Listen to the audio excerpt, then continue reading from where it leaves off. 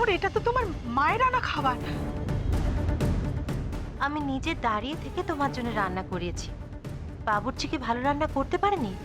শোনো না মোহর, আমি বলি কি, এটাতে যদি তোমার কোনো অসুবিধা হয় তুমি ছেড়ে দাও, আমরা এসব কিচ্ছু মানি না, কিচ্ছু মানি না। বৌমা তোমাকে আবার নতুন করে খাবার দেবে, খেয়ে নেবে।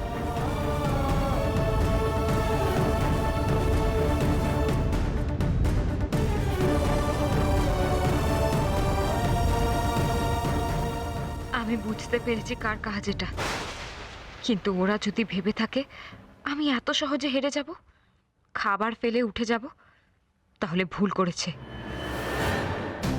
যতই কষ্ট হোক আমার, যা ক্ষতি হয় হোক, আমি আজ সবটা খেয়ে তবেই উঠবো। মোহর প্লিজ বলো, কি কষ্ট হচ্ছে তোমার? আরে কষ্ট করে খেতে হবে না। আচ্ছা, আমিও দেখবো মোহর কতক্ষণ তুমি এইভাবে কষ্ট সহ্য করে খেয়ে যেতে পারো। মোহর, তোমার অসুবিধা হচ্ছে না তো? মোহর বলো, তোমার কি খুব কষ্ট হচ্ছে? মোহর, অসুবিধা হলে খেও না তুমি। মা তো বললেন অন্য খাবার এনে দিতে। আমি এনে দিচ্ছি।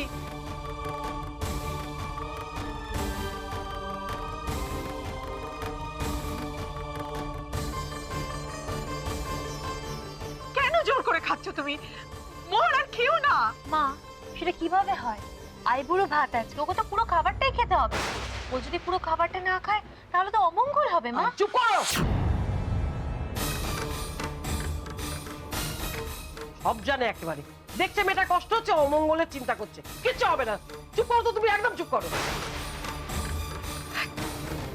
আমি আমি আমি পারবো টামি, তোমরা তোমরা কেউ চিন্তা করো না। তুমি তো আমাকে শিখিয়েছো ঠাম্মা, কি করে নিজের লক্ষ্যে স্থির থাকতে হয়।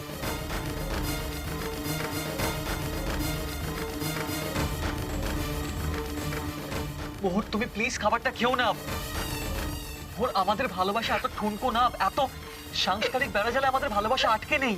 তুমি কেন বুঝতে পারছো না?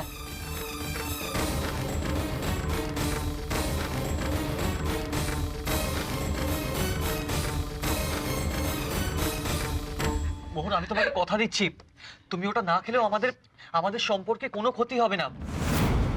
মোহর, তুমি ওটা প্লিজ খেও না। আমরা আমরা খুব সুখী হব। কেন জেদ করছো?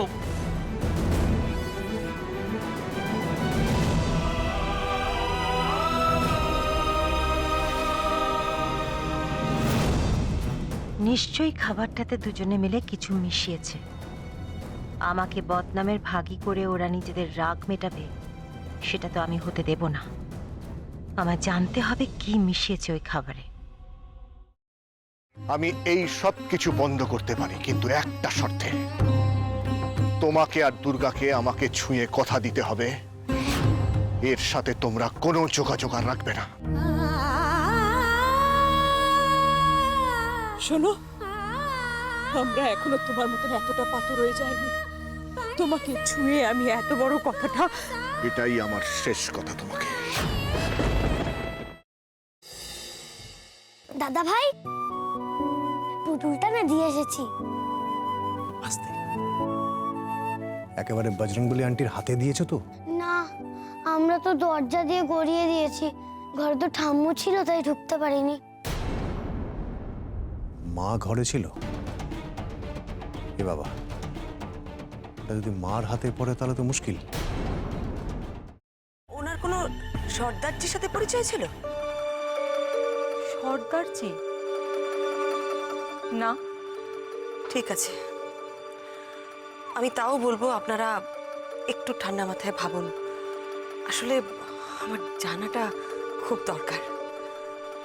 আমি তাহলে আসি, কিছু মনে পড়লে আমাকে অবশ্যই জানাবেন। আচ্ছা।